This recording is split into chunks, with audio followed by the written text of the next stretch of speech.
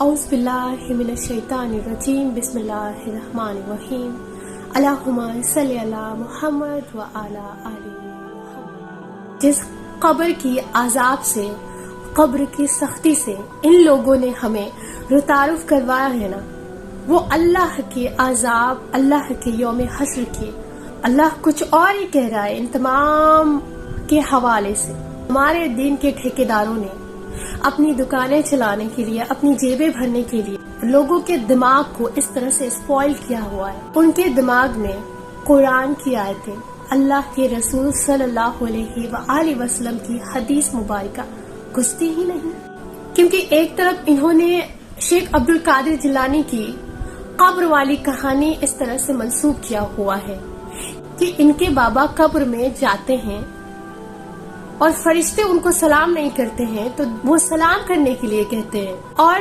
فرشتے نہیں بلکہ ان کے بابا ہی ان سے سوال جواب کرنے لگ جاتے ہیں۔ اللہ اکبر، لعنت ہو تم لوگوں پہ، جھوٹ مانتے ہو تم لوگ۔ اس طرح سے تم لوگوں نے لوگوں کو بیوقوف بنا کے رکھا ہوا ہے۔ تمہارے بابا قبر میں جا کر فرشتوں سے سوال جواب کرتے ہیں، وہاں پہ تم لوگوں نے فرشتوں کی توہین کی ہے۔ میں آپ لوگوں کے سامنے ایک حدیث بیان کروں گی، آپ لوگ خود حیران رہ جائیں گے کہ جو یہ علماء ہیں ہمیں جو چیز بتاتے ہیں، رسول اللہ صلی اللہ علیہ وآلہ وسلم کی تعلیمات سے یہ کتنا برعکس ہے۔ ترمذی شریف کی حدیث ہے 2308، حضرت عثمان رضی اللہ تعالی عنہ کے آزاد کرتا غلام حضرت ہانی فرماتے ہیں کہ حضرت عثمان رضی اللہ تعالی عنہ جب کبھی کسی قبر کے پاس کھڑے ہوتے تو بہت روتے تھے، اتنا روتے کہ آپ اپنی داڑھی مبارک ترک کر لیتے تھے۔ جب آپ سے پوچھا گیا کہ کیا بات ہے، آپ جنت اور دوزخ کے تذکرے پہ نہیں روتے ہیں، قبر پر اتنا روتے ہیں، تو فرماتے ہیں رسول اللہ صلی اللہ علیہ وآلہ وسلم نے ارشاد فرمایا کہ قبر آخرت کی منزلوں میں سے پہلی منزل ہے، جو اس سے نجات پا گیا اس کے لیے آگے کی ساری منزلیں آسان ہیں، اور جو اس سے نجات نہیں پا سکا اس کے لیے آگے کی ساری منزلیں بہت سخت ہیں۔ اللہ اکبر۔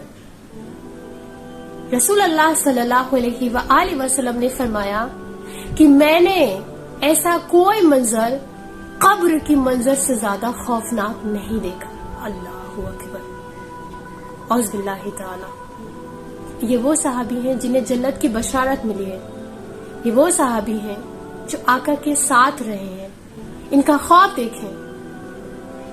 یہ ہے رسول اللہ صلی اللہ علیہ وآلہ وسلم کی تعلیم۔ ان کو پتا ہے کہ کسی کو بھی کسی کی شفاعت کام نہیں آئے گی، اس کے اعمال کے بیسس پہ اللہ اس کو بخشے گا اور سزا دے گا۔ جو جیسا کرے گا اسے اس کے اعمال کا جواب خود دینا ہے۔ دیکھیں، اگر کوئی آپ سے کوئی باتیں کہہ رہا ہے کہ میرے بابا نے یہ منسوخ کیا ہے اور یہ کرو گے تو ایسا ہو جائے گا، آپ کو فوراً ہی اللہ کے کتاب قرآن کریم سے اس کو دیکھنا ہے کہ کیا یہ ثابت ہے، کیا اللہ نے کچھ ایسی ایکٹیویٹیز کرنے کا ہمیں حکم دیا ہے، کیا نبی صلی اللہ علیہ وآلہ وسلم نے ایسی تعلیم دی ہے۔ آقا نے فرمایا کہ ہر امت کے لیے کوئی نہ کوئی آزمائش رہی ہے، اور میری امت کے لیے آزمائش مال ہوگی۔ انہوں نے پہلے ہی بتا دیا، یہ علماء مال کی خاطر ایمان اپنا تو بیچ چکے ہیں۔ جو عوام ہیں جن کو پتا نہیں ہے ان کے بھی ایمان کو ختم کر۔ دیکھیں، اللہ کا بندہ ہونا کافی نہیں ہے، اللہ کی مانیں گے تب جا کے آپ ایک اصل بندے کہلائیں گے۔